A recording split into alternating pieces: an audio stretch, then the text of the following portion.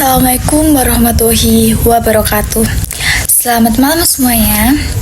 Perkenalkan, nama saya Rika Asti Ananta.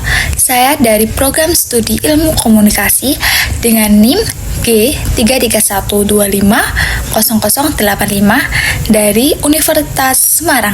Malam juga untuk Bapak Muhdlia Ulami selaku dosen mata kuliah PAI serta teman-teman semua yang saya sayangi. Di sini izinkan saya untuk memaparkan materi tentang nikah sirih. Nikah sirih berasal dari kata siri, bahasa Arab yang berarti rahasia. Secara istilah, nikah sirih adalah pernikahan yang dilakukan secara agama tetapi tidak dicatat resmi oleh negara. Dalam Islam, nikah dianggap sah jika memenuhi beberapa rukun dan syarat nikah. Di sini saya ingin menyebutkan syarat dan rukun Islam untuk nikah. Yang pertama, adanya calon suami dan calon istri. Kedua, adanya wali dari pihak perempuan. Bisa dari orang tua dari pihak perempuan ataukah bisa dari perwalian dari si calon perempuan. Ketiga, adanya 2 orang saksi. Keempat, adanya ijab kabul. Kelima, tidak ada halangan syar'i, misalnya masih dalam masa iddah atau hubungan mahram.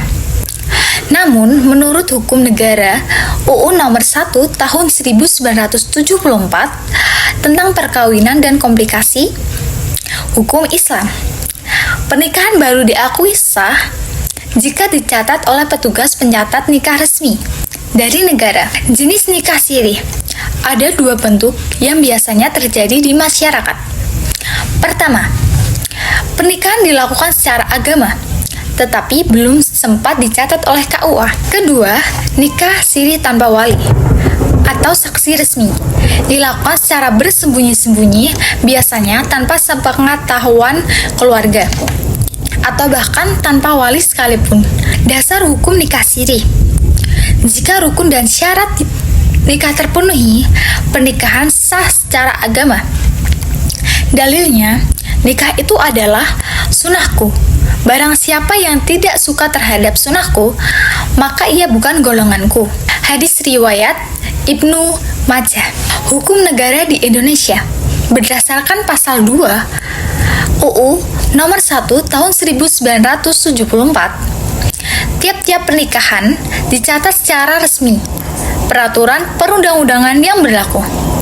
Artinya, nikah sirih tidak sah secara hukum negara di Indonesia. Karena pernikahan itu tidak dicatat oleh negara ya teman-teman. Alasan terjadinya nikah sirih. Beberapa alasan umum mengapa orang memilih nikah sirih. Pertama, ingin menghindari administrasi pernikahan secara resmi. Kedua, tidak dapat mendapatkan restu dari orang tua.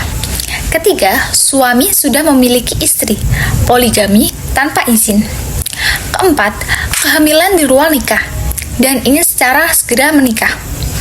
Kelima, yaitu adalah faktor sosial atau ekonomi tertentu. Dampak nikah sirih.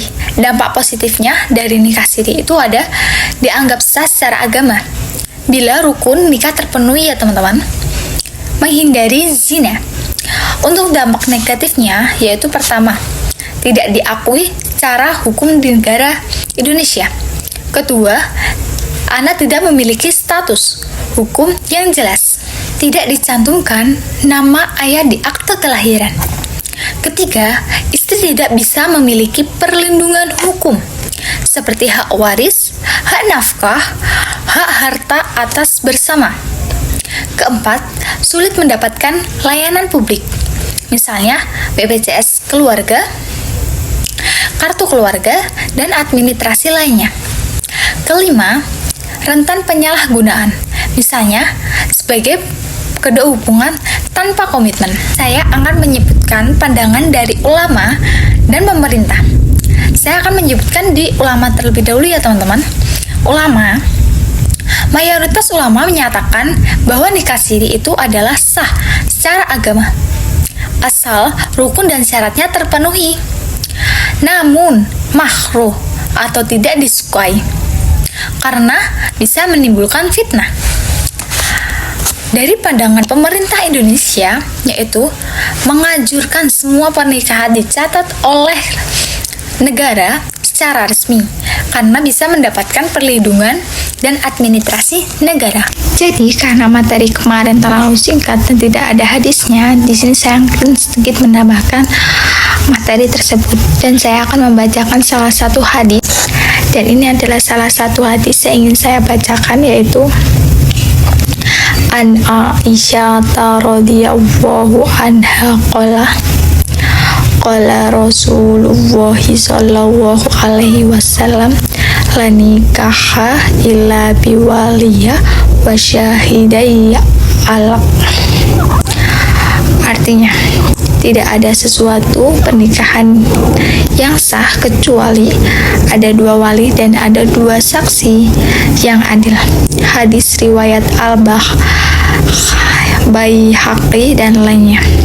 Hadis ini biasanya menjadi dalil bagi ulama untuk menyatakan bahwa nikah sirih itu tidak dibenarkan.